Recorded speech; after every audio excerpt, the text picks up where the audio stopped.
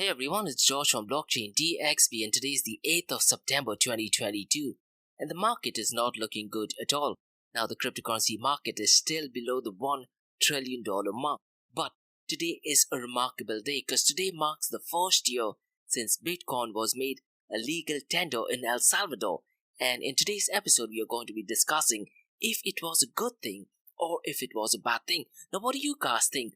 Was making Bitcoin a legal tender in El Salvador, was it a good move or is it too early to tell? Drop in your comments in the comment sections below. In today's episode, we're going to be revisiting the Bitcoin price on the 6th and 7th of September 2021 and then comparing it with today, and we're going to be discussing if that was a good move. We'll also be discussing Tether.to USDT's volume on the day Bitcoin was made a legal tender in El Salvador. And in today's episode, I'm also going to be discussing Simon Dixon, who's the OG of Bitcoin, and few weeks ago he actually went to El Salvador, and what is it that he was discussing with President Nayib Bukele. And another question which keeps coming into my mind is, would it have been better if El Salvador would have implemented stable coins instead of Bitcoin? So we'll be exploring that in today's episode. Now regarding the Ethereum merge, we have some questions regarding centralization, and Samson Mao, who is the Bitcoin maximalist and the OG of Bitcoin, did actually mention something really important on Twitter. Now if you agree to it or disagree to it, mention them in the comments below. And finally, in today's episode, we're also going to be discussing Prince Philip of Serbia and Yugoslavia, who's extremely bullish on Bitcoin. He's definitely a Bitcoin maximalist and he does not like altcoins at all. And we'll be discussing what he said in an interview with Cointelegraph. I definitely agree to it. Now regarding UAE, we have two news. And the first news is from Palazzo Versace, who are from Dubai, and how they are tapping into Binance to accept cryptocurrency payments. And they are doing that with Binance Pay. And the second news is about an event that takes place tomorrow in Dubai. And that event is organized by Blockchain DXB. And it talks about central bank digital currencies. So the topic for tomorrow is central bank digital currencies, the basic threats to freedom and its role in the metaverse, and it is a completely free event. And I'll be explaining that in today's episode. So welcome everyone, it's 18, you're in Dubai and you're listening to Crypto and Coffee at 8, where we cover top news and information pertaining to Bitcoin, blockchain, beyond blockchain, cryptocurrencies, NFTs, DeFi and metaverse. And how the series of episodes on the Crypto and Coffee at 8 works is, we usually cover some top news and information pertaining to the price of cryptocurrencies, some major breaking news, occasionally short and sweet news as well, news that has an impact in the cryptocurrency world.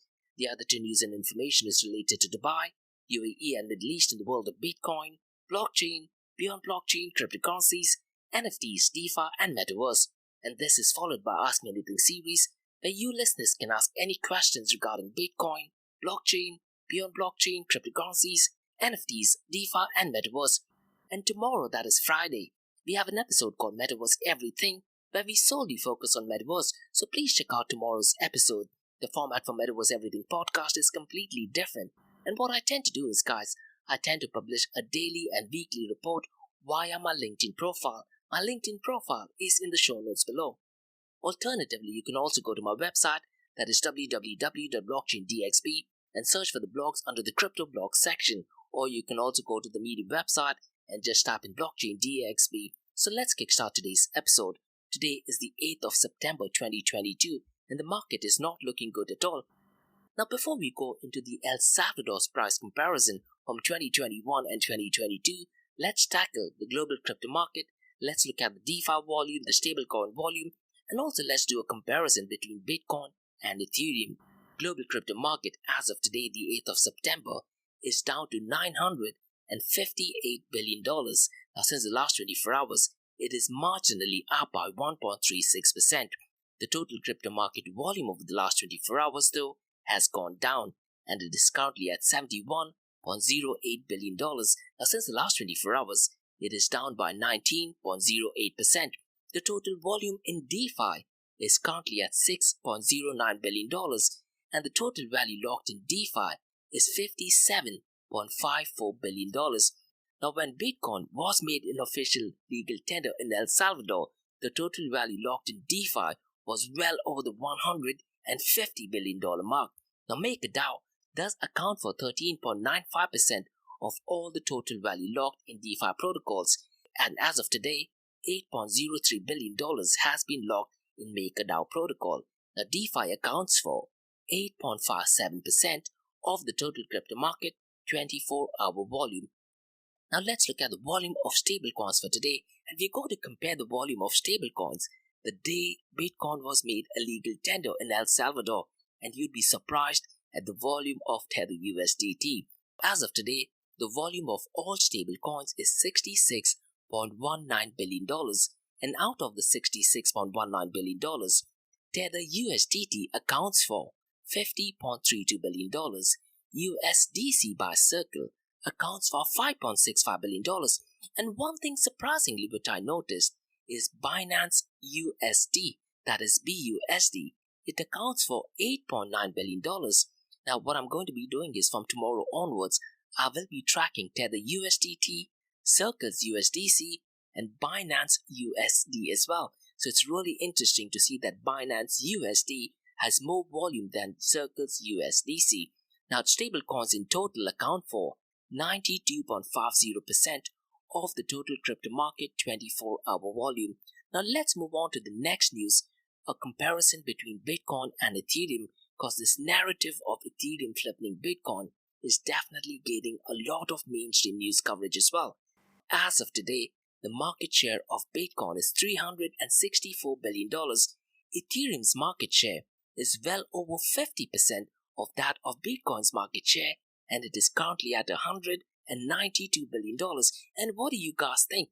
Over the weekend, do you think it would touch 60% of that of Bitcoin's market share? Mention them in the comments below. Now, if you look at the 24-hour trading volume, Bitcoin's 24-hour trading volume is $34 billion, and Ethereum's 24-hour trading volume is $16.9 billion. It just might cross the $17 billion mark in the next couple of minutes or the next couple of hours.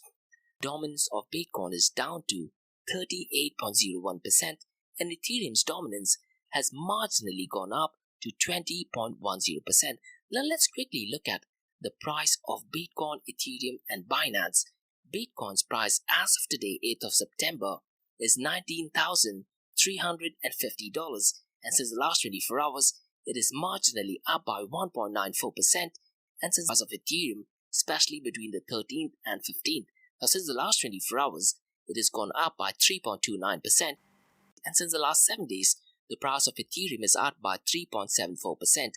Binance Coin is currently at $279, and since the last 24 hours, it is up by 5.10%, but since the last 7 days, it is down by 1.28%. So really interesting news. So those were the price related information. Now let's try to compare if El Salvador making Bitcoin a legal tender was a great move. Now what I'm going to do is I'm going to quickly look at the price of Bitcoin in September 2021. The price of Bitcoin was $52,633. On the 7th of September, that is the day when Bitcoin was made a legal tender, the price went down by $8,000. The price on the 7th of September 2021 was $46,811. And fast forward to today, the price is down to $19,350. So a day before Bitcoin was made a legal tender, the price was $52,633. The day it was officially made a legal tender, the cryptocurrency went berserk. All the cryptocurrencies fell down. The price of Bitcoin, as a matter of fact, fell down by $8,000, and it was down to $46,811. And today it is down to $19,350. Now the craziest matrix is the market cap. Now on the 6th of September, the market cap was just on the verge of touching the $1 trillion mark. Now I'm talking only the Bitcoin market cap. The Bitcoin market cap was hovering around the $990 billion mark. The global crypto market was well past the $2 trillion mark. As a matter of fact, the global crypto market on the 6th of September, that is a day before Bitcoin was made a legal tender in El Salvador, was $2.36 trillion. Now listen what happened on the 7th of September. the price of Bitcoin fell down, the entire Bitcoin market cap went down by over $100 billion. So when President Nayib Bukele officially made Bitcoin a legal tender, the Bitcoin market cap went down by $100 billion and the global cryptocurrency market went down by over $350 billion. So the Bitcoin market cap on the 7th of September was $880 odd billion and the global crypto market was marginally above the $2 trillion mark. As a matter of fact, it was $2.01 trillion.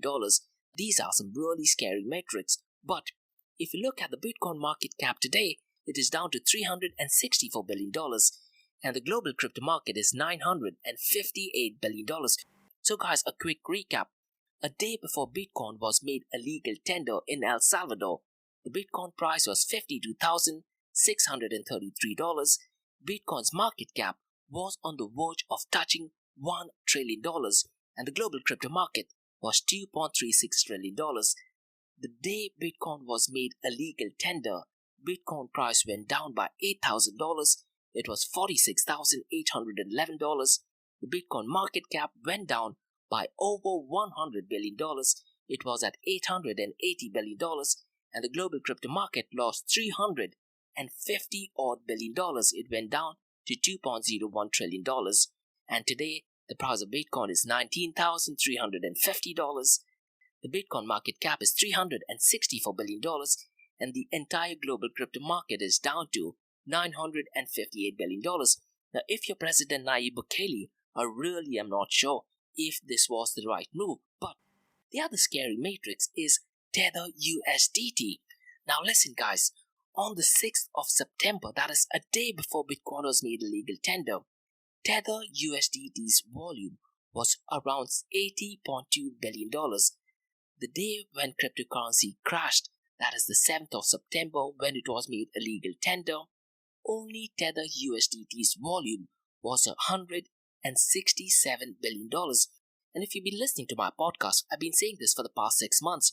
Regarding stable coins, there are two metrics which is really scary. The first one is the 24-hour volume is ridiculously low. Apart from that, it also accounts for more than 92% of the entire cryptocurrency volume. The reason why this is scary is because central banks all over the world will be using these metrics to advertise and show the benefits of central bank digital currencies. Now look, on the 7th of September, the Tether USDT's trading volume was $167 billion. All stablecoin volume trading on that day was $178 billion. If you look at the 24-hour volume for today, all stablecoin accounts for $66.19 billion. And out of that $66.19 billion, Tether USDT accounts for $50.32 billion. So this begs this question. Rather than making Bitcoin a legal tender, would it be a better move by President Nayib Bukele to make stablecoin as a legal tender rather than making Bitcoin a legal tender? Would it have been better for El Salvadorians to just simply implement stablecoins instead? It would have solved the whole unbanking situation. It would have solved the whole remittance problem too. When President Nayib Bukele was promoting Bitcoin and was trying to make Bitcoin a legal tender, he actually said that making Bitcoin a legal tender will usually benefit 70% of the local population that lacks access to banking services. I really am not sure that is what the case right now. And his move by making Bitcoin a legal tender could actually save $400 million in fees on remittances sent home from abroad every year. Again, I really am not sure if that thing has materialized. And Cointelegraph has actually published a report that states that on the 6th of September, the Salvadorian government made their first Bitcoin purchase, buying 200 Bitcoin at $10.36 million at an average price of $51,800. At an average price of $51,800. So definitely not good. If you look at the matrix a year later, it's definitely not looking good. As a matter of fact, few weeks ago, Simon Dixon, who's the OG of Bitcoin and the CEO of BankToTheFuture.com, he actually went to El Salvador to discuss how to transform El Salvador with Bitcoin, and on his LinkedIn profile, he actually mentioned that El Salvador Bitcoin recovery plan is on its way, and he posted via a LinkedIn that in the land of Bitcoin, a reform is coming, a currency reform, banking reform, pension reform, and security reform, and quite a lot more. And on his LinkedIn profile, he's also uploaded a discussion that he had regarding the whole El Salvador movement of making Bitcoin a legal tender. Now, the video is an audio version of a Twitter Space event that he had. And one thing which I don't like is the Twitter Space event that he has was not for El Salvadorians. Rather, it was meant for hedge fund investors, multimillionaires, and billionaires, for Americans who are keen to know about Bitcoin. So this whole notion and this whole idea of helping El Salvadorians is entirely not true. By making Bitcoin a legal tender, they are trying to attract hedge fund investors, venture capitalists to go ahead and buy more Bitcoin. Simple as that. By doing that, they are making sure that people are investing into Bitcoin. I would have really hoped that making Bitcoin a legal tender would actually help El Salvadorians, but maybe it's too early to tell. What is your comments on this? If you guys do think that this move is way too early to tell, mention them in the comments below. Now let's talk about some news regarding Ethereum. As the Ethereum merge date kicks in, there is question regarding its centralization, and Samson Mow, who is a Bitcoin maximalist and the OG of Bitcoin, has claimed that a few node operators have the power to change, delay, or even cancel the upcoming Ethereum merge. Now he's mentioned that via Twitter, so go to his Twitter account and read through that tweet. He has given a screenshot. Now the screenshot is from a blog which is dated on the 1st of July, and things have changed since then, but definitely worth a read. Now what is a bit ironic is that Samson Mow is talking about centralization. He used to work for Blockstream. Now if you know that all of the Bitcoin codes need to be approved and it's kind of centrally managed by Blockstream, a bit ironic. But that being said, what he's also talking about and is highlighting Ethereum centralizations, so he does make a very valid point. So read through his tweet, and if you agree to it or disagree to it, please mention them in the comments below. Now in that tweet, he did highlight the benefits of using Lightning Network and Liquid Network. Now Lightning Network, not blockchain, does solve a lot of the problem. And what I think is that Lightning Network, not blockchain, is definitely building a lot of momentum. So Bitcoin working with Lightning Network, Liquid Network does solve a lot of the problems so far as scalability is concerned, security is concerned, decentralization is concerned, the whole blockchain trilemma, and also offers privacy. But Lightning Network is still Lightning years away. So it's still going to take maybe a couple of years for Lightning Network to be mainstream. And one thing which I talk about is in the metaverse, Bitcoin using Lightning Network will be actually a brilliant use case. So the next 2 weeks is going to be really interesting to see how Ethereum turns out to be. Now personally, I do think that Ethereum will flip Bitcoin maybe in the next 6 months or maybe 9 months. But looking at the matrix for today, I wouldn't be surprised if that thing happens in maybe a month or maybe few weeks. Now let's talk about some more news regarding Bitcoin. Now the Prince of Serbia and Yugoslavia, that is Prince Philip, who's the hereditary prince of Serbia and Yugoslavia, is extremely bullish on Bitcoin. Now he has a brilliant video with Cointelegraph which is available on YouTube that is well over 7 minutes long. Now in that video he clearly shows his passion for Bitcoin. He's also talking about his son who's just 4 years old, and he has also shown some interest on Bitcoin. He definitely has a strong liking for Bitcoin and a strong proponent for Bitcoin. And in that video he rightly criticizes altcoins for being mere attempts to copy the original cryptocurrencies. Now I definitely agree to it. Now he's talking about how a lot of the cryptocurrency protocols, a lot of the blockchain protocols have pre-mining. They often have CEO and they have a marketing department, because of which they're trying to gain funds from venture capitalists and other people who want to invest in the protocol. And in that video he also talks about the history of money and how war is financed because of the incorrect way we use money. What I really liked in that video he said is that money corrupts people, or is money corrupted itself, and how Bitcoin fixes this. So definitely brilliant news. Now guys, let's talk about some news regarding UAE. And this is a brilliant use case where a luxury property is accepting Bitcoin, and they're doing that in partnership with Binance. So the news is that Palazzo Versace in Dubai taps Binance to accept cryptocurrency payment. So let me try to give you some information of Palazzo Versace. Now they are reminiscent of a 16th century Italian palace, and Palazzo Versace Dubai is a neoclassical masterpiece with subtle traces of Arabian architecture, and they are located in a beautiful location of Jeddah waterfront in Dubai. Definitely beautiful and extremely exquisite and luxurious. And the website is palazzoversace.ae. So the news is that Palazzo Versace in Dubai taps Binance to accept cryptocurrency payments, and they're doing that with Binance Pay. And Binance Pay is a simple, borderless, and secure way to send and receive cryptocurrencies from your mobile devices. So the ultra luxury property now accepts cryptocurrency payments for stays, dining, and spa experiences. So definitely a brilliant move. And starting from the 7th of September, for room stays, restaurants, meetings, and events, all the guests will have the option to pay at the property using the Binance application. The next phase, that is the online payment integration, will go soon live after.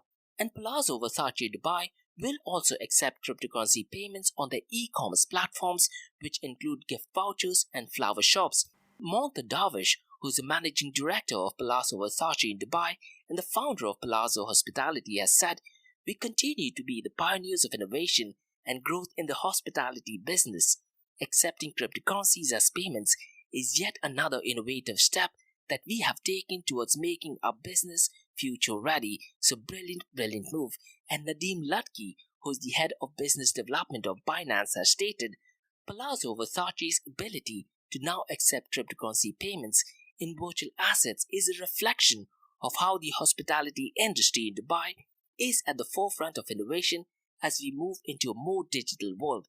Payments is just the beginning, and we look forward to building on this partnership together." So definitely brilliant news. Brilliant news for customers, brilliant news for Dubai, brilliant news for Binance. But the big question is, why was Bitcoin created? Guys, Bitcoin was created so that the transactions are peer-to-peer without the need of central entity. In this case, Binance or Binance Pay will be the central entity. And this goes back to the very second line of Bitcoin white paper, which reads, "The main benefits are lost if a central entity is required to double spend." So in an idealistic world, the customers will directly interact with Palazzo Versace.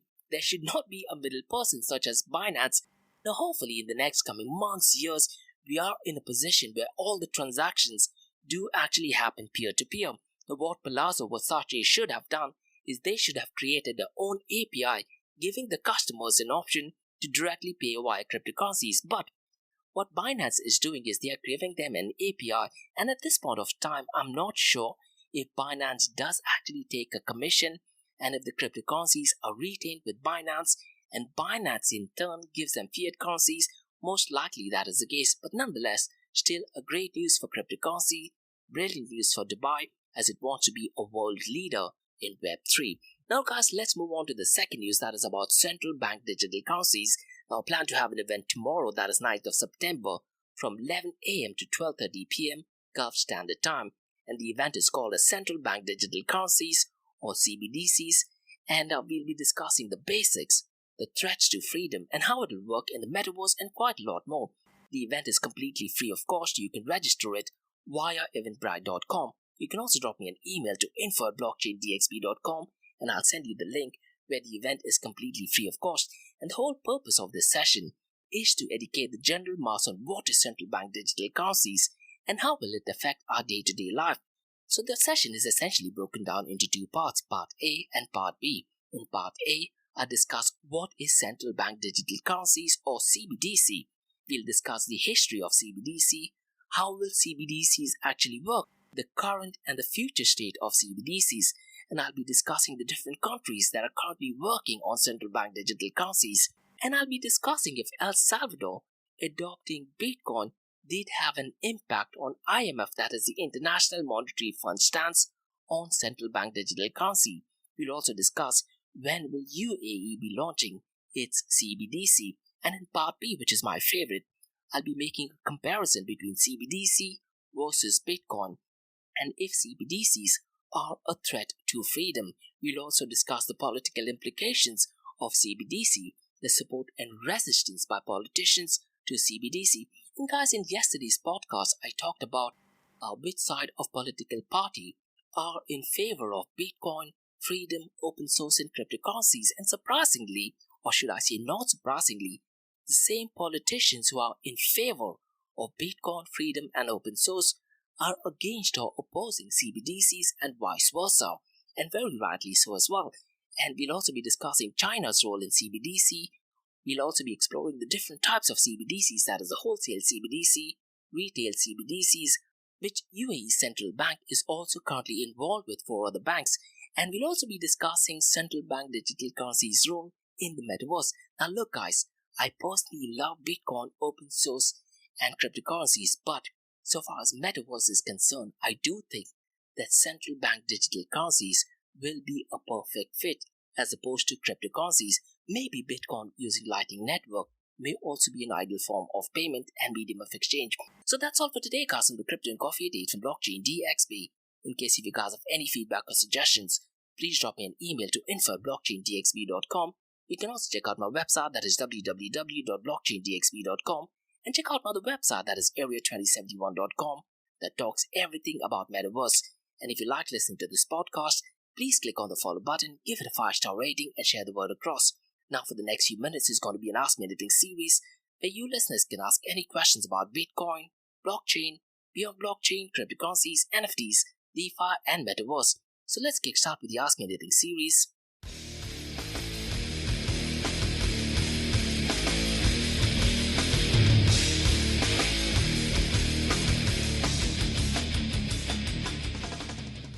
Hey everyone, it's George from Blockchain DXB. You're listening to the Ask Me Anything series where you listeners can ask any questions about Bitcoin, blockchain, beyond blockchain, cryptocurrencies, NFTs, DeFi, and metaverse. And how the series of episodes on the Crypto and Coffee Date works is we usually cover some top news and information pertaining to the price of cryptocurrencies, some major breaking news, occasionally short and sweet news as well, news that has an impact in the cryptocurrency world. The other two news and information is related to Dubai, UAE, and Middle East in the world of Bitcoin, blockchain, beyond blockchain, cryptocurrencies, NFTs, DeFi, and metaverse. And what you're listening to right now is the Ask Me Anything series where you listeners can ask any questions from the cryptocurrency world. And I have a first question, and the question is by Dave, who asks, is it a good idea for a country to make Bitcoin or other cryptocurrencies a legal tender?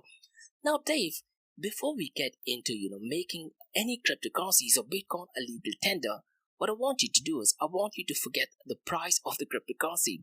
So let's forget about the price of cryptocurrencies. Then if you were to ask this question, is it a good idea to make cryptocurrencies or Bitcoin a legal tender? My answer would be absolutely no. One thing you need to know is that Bitcoin is a freedom of choice. You can't force anyone to accept cryptocurrencies. Now, if you go back to the El Salvador situation, what I'd really like you to do is, and for the listeners of this podcast is, Peter McCormack from the What Bitcoin Did podcast has 2 interviews with President Nayib Bukele. And once you listen to both the interviews, you actually find out that it is not compulsory for El Salvadorians to go ahead and use Bitcoin. There are quite a lot of articles in place which takes care of the legal aspects of making Bitcoin a legal tender is concerned. Apart from that, if you look at it, the big question which I always think at the back of my head is it easier for an autocratic leader or a dictator to make Bitcoin a legal tender? And surprisingly, the answer is yes. And because of that, I am against making Bitcoin or any other cryptocurrency a legal tender.